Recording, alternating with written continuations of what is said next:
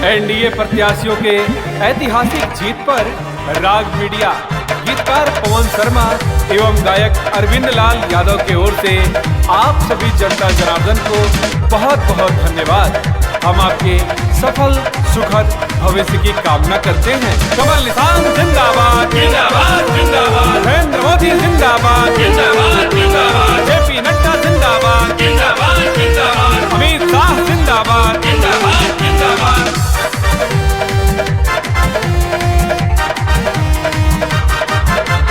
गाँव गाँव और शहर शहर के लोग मिले हैं हो,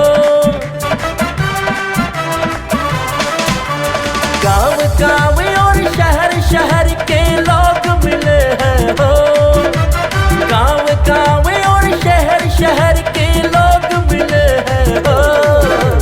फिर से आई बहार बिहार में कमल खिले हैं हो, फिर से आई बहार बिहार में कमल खिले हैं हो।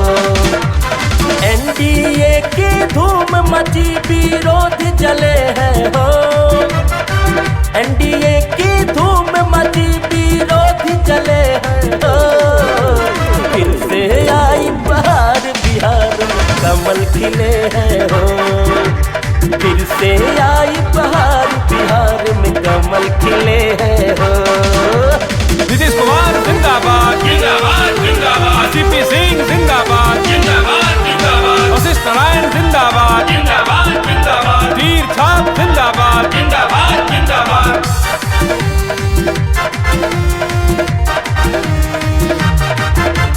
भाजपा जदयू हम वीआईपी मिल जयकार लगाए हैं, जनता का दिल जीत सभी ने विजय ध्वज लहराए हैं।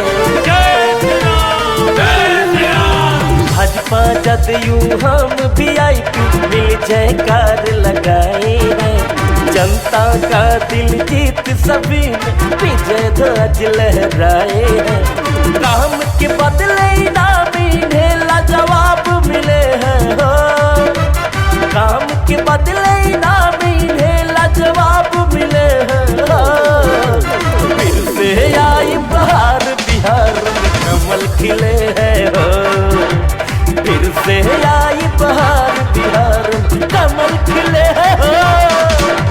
संजय जायसवाल जिंदाबाद जिंदाबाद जिंदाबाद, जीतन राम मांझी जिंदाबाद जिंदाबाद जिंदाबाद, मुकेश सहनी जिंदाबाद जिंदाबाद जिंदाबाद, एनडीए गठबंधन जिंदाबाद जिंदाबाद जिंदाबाद।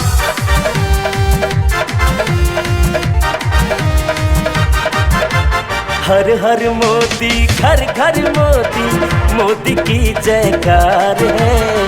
एनडीए सरकार बनेगी सबका यही विचार है। हर हर मोदी घर घर मोदी, मोदी की जयकार है। एनडीए सरकार बनेगी सबका यही विचार है। भगवा रंग में रंगा बिहार जनाधार मिले हैं हो, भगवा रंग में रंगा बिहार जनाधार मिले हैं हो। फिर से आई बहार बिहार में कमल खिले हैं हो, फिर से